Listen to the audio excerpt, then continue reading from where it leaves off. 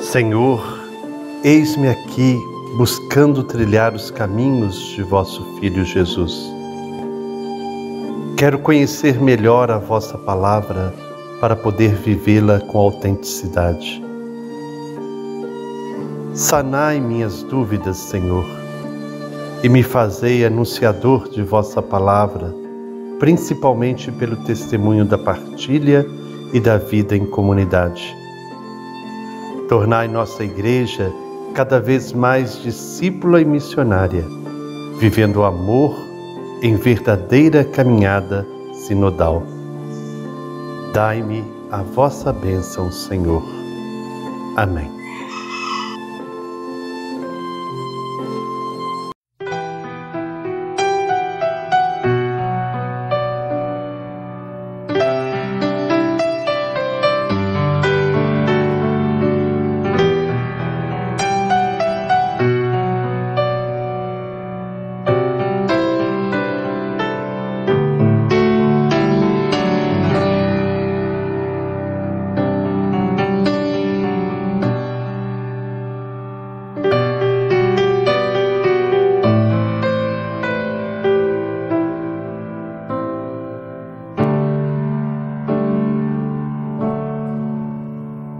Dá-me sabedoria, Senhor, para entender tua palavra.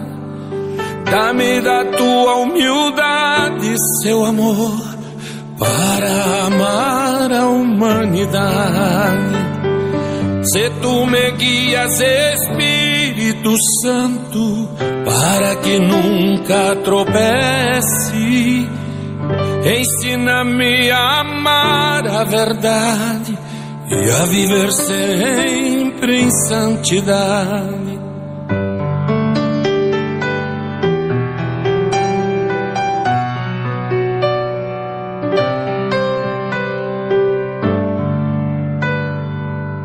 Irmãos e irmãs, paz e bem, hoje dia 10 de janeiro, é segunda-feira, nós iniciamos então a semana com o segundo capítulo da primeira carta de São Paulo aos Coríntios.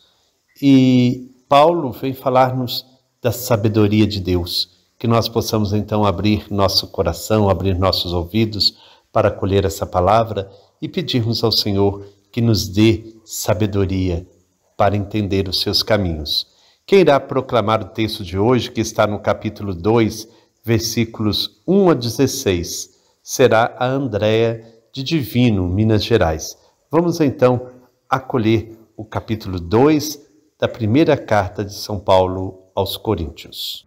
Também eu, quando fui ter convosco, irmãos, não fui com o prestígio da eloquência nem da sabedoria anunciar-vos o testemunho de Deus.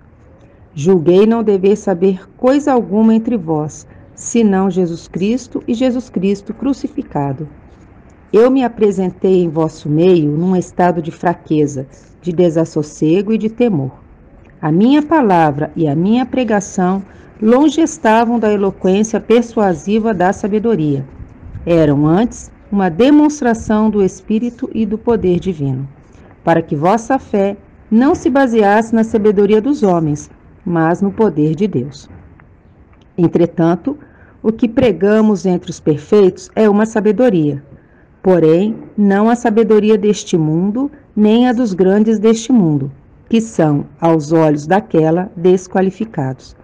Pregamos a sabedoria de Deus, misteriosa e secreta, que Deus predeterminou antes de existir o tempo para a nossa glória.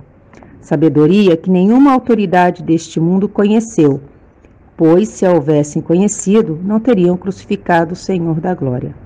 É como está escrito: coisas que os olhos não viram, nem os ouvidos ouviram, nem o coração humano imaginou. Tais são os bens que Deus tem preparado para aqueles que o amam. Todavia, Deus nos-las revelou pelo seu Espírito, porque o Espírito penetra tudo, mesmo as profundezas de Deus. Pois quem conhece as coisas que há no homem, senão o Espírito do homem que nele reside? Assim também, as coisas de Deus ninguém as conhece, senão o Espírito de Deus. Ora, Nós não recebemos o Espírito do mundo, mas sim o Espírito que vem de Deus, que nos dá a conhecer as graças que Deus nos prodigalizou e que pregamos numa linguagem que nos foi ensinada não pela sabedoria humana, mas pelo Espírito, que exprime as coisas espirituais em termos espirituais. Mas o homem natural não aceita as coisas do Espírito de Deus, pois para ele são loucuras, nem as pode compreender, porque é pelo Espírito que se devem ponderar. O homem espiritual, ao contrário, julga todas as coisas e não é julgado por ninguém. Porque quem conheceu o pensamento do Senhor se abalançará a instruí-lo? Nós, porém, temos o pensamento de Cristo. Paulo, neste segundo capítulo da carta aos Coríntios, quer falar à comunidade da sabedoria de Deus. Ele não se dirige com base em sabedoria humana, em palavras difíceis, na força do discurso, na eloquência das palavras. Ele fala com a sabedoria de Deus, do homem espiritual, aquele que está em sintonia com o projeto de Deus. Assim, todo missionário deve buscar essa sintonia com Deus para que Deus fale através dele, e não ele fale a partir de seus desejos, de suas vontades, mas discernir qual é a vontade de Deus. Isso é muito importante para aqueles que anunciam a palavra. E todos nós cristãos somos chamados a isso, a buscar essa sabedoria de Deus cada dia na nossa vida para discernirmos melhor os nossos caminhos. Quando nós nos firmamos em sabedoria humana, não vamos muito longe. É preciso buscar essa sabedoria do alto, dom do Espírito Santo. Esse Espírito que o Senhor nos concedeu, porque esse Espírito é que nos dá a clareza para, em meio a tantas tribulações, em meio a tantas mentiras, sabermos discernir a verdade, sabermos discernir o caminho do Senhor. Paulo mesmo diz que as coisas que os olhos não viram, os ouvidos não ouviram e o coração humano não alcançou. Essas coisas Deus preparou para os que o amam. Então, o caminho da sabedoria é o amor a Deus. Quando nós amamos a Deus, nós colocamos o seu projeto de amor também no centro de nossas vidas. Nós buscamos cada vez mais viver no amor. Tiramos de nossa vida toda arrogância, toda vaidade, todo desejo de dominação e nos colocamos como servos e servas, viventes no amor.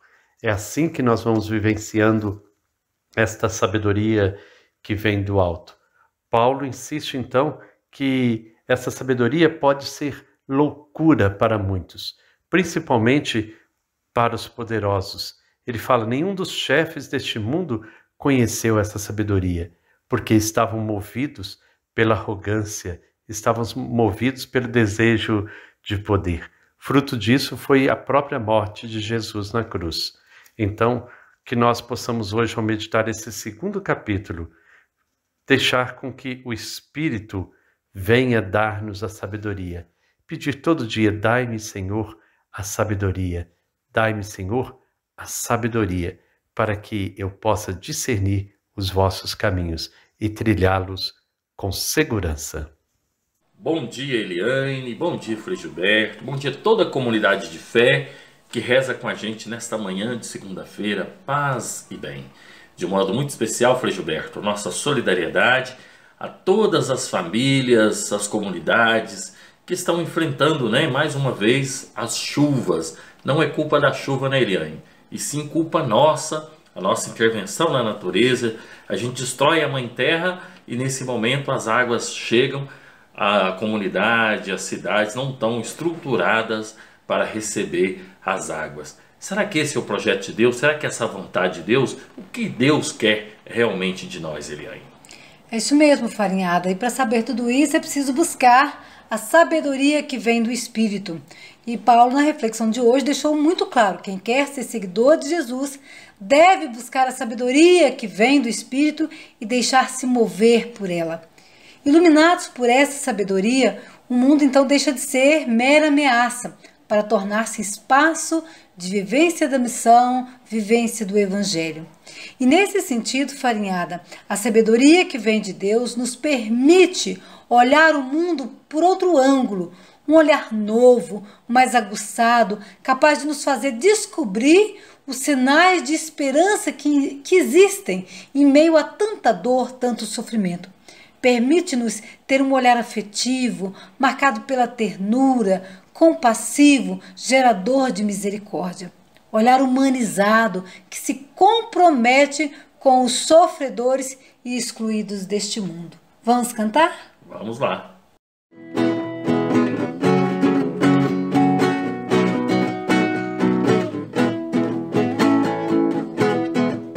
Eu fui chamado para ser cristão e minha vocação eu vou realizar.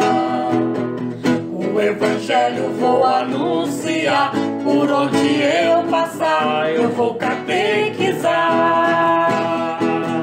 Não me contento em ficar parado, eu vou caminhar em busca da verdade.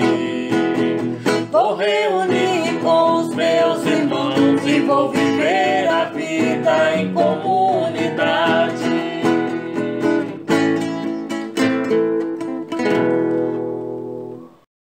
E assim, irmãos e irmãs, chegamos ao final de mais uma reflexão. Peçamos então ao Senhor, que é a fonte de toda sabedoria, que Ele nos dê essa sabedoria para trilharmos sempre os seus caminhos. Que o Senhor Deus de amor e bondade nos abençoe. Em nome do Pai, do Filho e do Espírito Santo. Amém. Paz e bem.